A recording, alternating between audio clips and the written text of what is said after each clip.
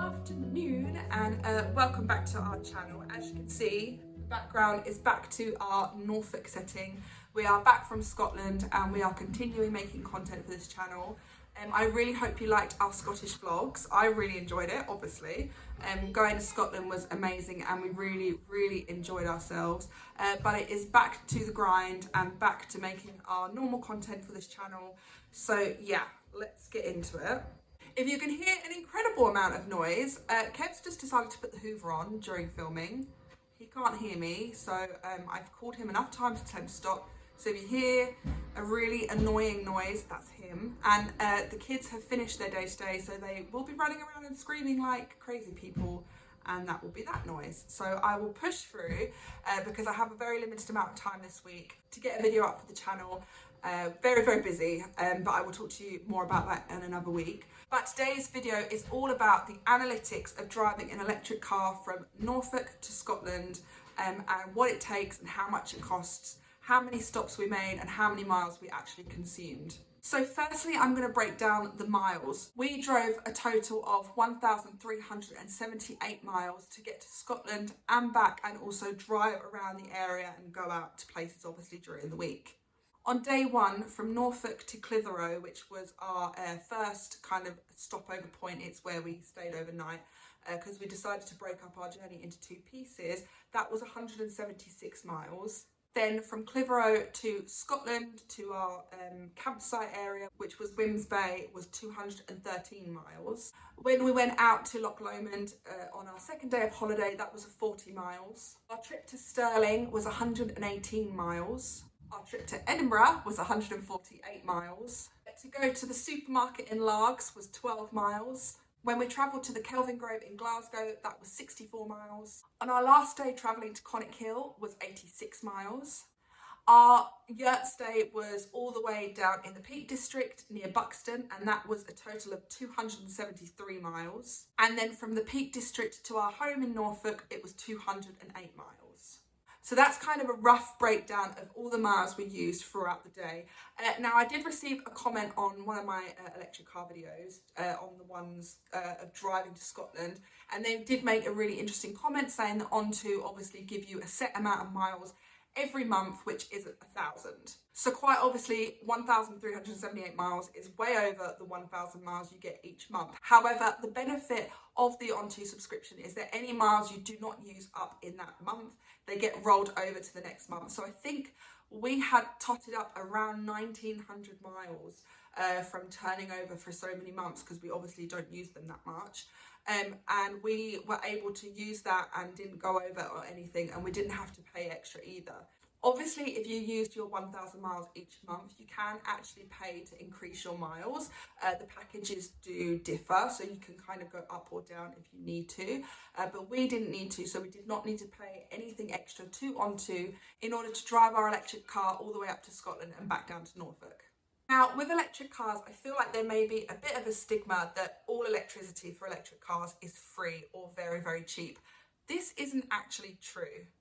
Whilst electric can be free on some charging stations, and it can also be super cheap, unfortunately, when you're driving on the main roads, especially down main motorways that get from A to B, you are going to find that the lay-bys or the stopovers are going to be obviously a lot more expensive than using one more in the cities or on the outskirts of a town or more inland, basically. The ones on the roads we found were far more expensive than the ones that we drive to, say, at Lidl's or something. Now, obviously, with our On2 subscription, we are given cards to both Shell and Polar Plus, I believe, and they are free to us because they are paid for by our subscription. However, we always find the BP Polar Plus and the Shell electricity points are extremely difficult to find, especially Shell. We have never ever visited a Shell with an electric charger. We've just never found one. They always come up as either they're broken, they're not in service, or they're just not been built yet. So that's very frustrating. So a lot of the ones we used on the way up and the way down were paid for. So I will also go through that now as to how much we actually paid at each charging station. So on our first day, we used a Genie point, and the total cost of us getting a full charge up to 100% was £10.39. And then we also had to stop again, and that was an Osprey, I believe. It says Osprey down here, so I'm just reading on my cheat sheet. And that cost a total of £10.76. So that was our first day of travelling. On our second day of travelling, we went to GridServe, and that cost us a total of £8.12. And then we used an Ionity charger on the same day, which cost us £11.32. Coming home, we used an Ionity again, and that actually cost £20.35. But I believe our miles were a lot lower that day. I believe we went all the way down to 40 miles and went from there to a full charge. We also used a Polar Plus charger in Bolton, and that was completely free because we had the card. And then on day 4, to get us from the Peak District to our home, we used a Pod Point, which was £7.58. So in total, our whole trip from Norwich to Scotland cost us £78.52. On the days we actually travelled in Scotland, it actually didn't cost us anything. There was a charge at the campsite, so our electricity from travelling all the way up to Wemyss Bay to leaving was completely free. We didn't pay any electric during our stay at Scotland because obviously the electricity was provided by the campsite, and there was a free charger for us to use, which was fantastic. So all those miles in between travelling up and down were free. So whilst it cost us that £78.52 to get there and back, we did do a comparison side by side to a petrol car, and we worked out it would be roughly around £136.38. So we actually ended up saving around £57, which is really, really good. But I just wanted to let you guys know that these electric cars, they aren't free. And they do come with their own set of challenges, and they do cost money if you do want to do more long distance travelling, but it's still quite a bit less than it would be if you had a petrol car.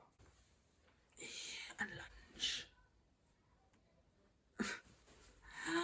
My legs hurt. So obviously you've also got to consider the amount of time it takes to charge a car versus the amount of time it takes to fill up a car with petrol, and obviously it takes considerably more time to charge up an electric car, so that does factor into price per hour if your time is limited. But if, like us, you decide to spread out the driving and make it a bit more easier and spread it over 2 days, it does make life a bit easier. It's a lot less of a rush. It can cost in terms of paying for extra accommodation if you choose to break your travelling up into 2 days. I've got pins and needles now. There is also one more thing to consider, which is the amount of charging stations. If you watched our videos, you would see that we did run into a few problems in terms of them just not working, or we couldn't get them to work, or people were using them at the time, which meant that our wait time increased substantially. That can actually be really difficult and add on quite a bit of extra time if you haven't planned on going to another charging station. I would recommend, if you do decide to take your electric car out on a journey that's further than what you're used to plan at least 3 or 4 different charging stations, because you're always going to find a problem if you just picked one. Whether it didn't work or someone's using it, that tends to be the main issues with electric chargers. There's just not enough. I feel like since renting out our electric car, we've found quite an increase in electric vehicles over the last couple of months. Especially the last month, it seems to have spiked. And we literally see them everywhere now, and there's lots of people that are trying to fight to use those chargers first. It does tend to cause a little bit of friction within the electric community. People are a little bit, let's just say, tricky to work with when it comes to who goes first. I feel like it's one of those tricky things to get around because when people are charging, it's difficult to know when they're going to be finished. The to-do that we've seen is that people do knock on your window and ask you. They don't really mind. So we've done it as well. So we can kind of gauge whether it's worth waiting that long. However, it does get a little bit heated. We had a few run-ins. It was all fine after we kind of all explained ourselves, but it does happen. People are very quick to zoom in and nab your space. And you do have to kind of work with each other and be very patient. That is one of the downsides, because there aren't enough. There are more cars, it seems, to electric charging points. It's tricky. It is tricky. So that is one thing also I think that people need to consider and factor into their journey if they're going to make a more long distance one.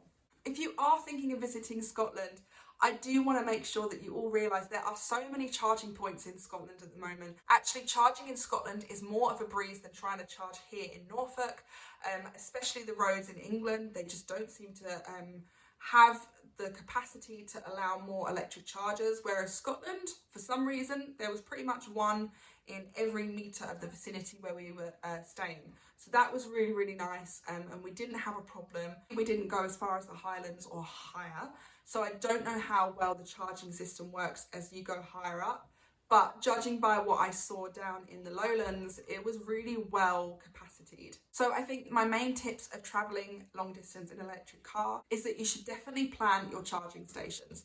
Try and see if you can check whether they're working or not using an app, or seeing if you can find it. If you've got Onto, they have a great app where they can find chargers for you.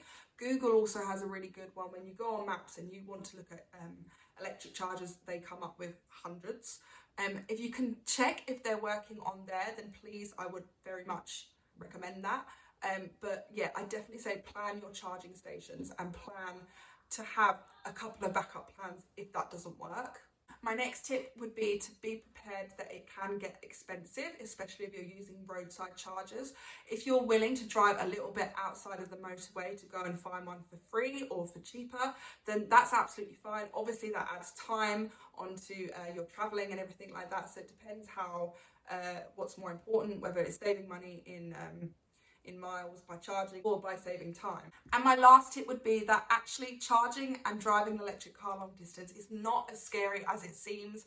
It has its ups and downs, pros and cons, obviously, like everything does, but we didn't have a problem with it whatsoever. Our car handled it really, really well, and planning a journey with charging in mind doesn't take away from the trip itself. I think the first trip up there was the most nerve-wracking, but once we kind of got to Scotland, we felt so much more comfortable, and the journey back ended up being such a breeze. So I hope that information is helpful to some people out there that are thinking of either trying electric or renting a car from Onto. If you have any questions about electric cars or travelling in an electric car, then please leave them down below. I'm going to call it a day with this video.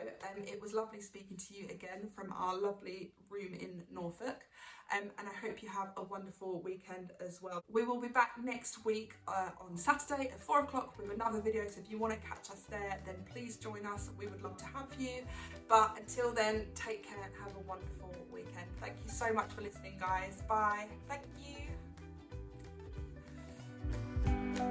Our trip to Edinburgh was 148 miles. What does that say? Drive our electric car in order to...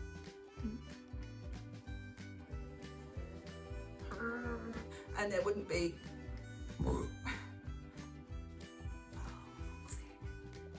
journey back was a breeze, and we will be back next week. We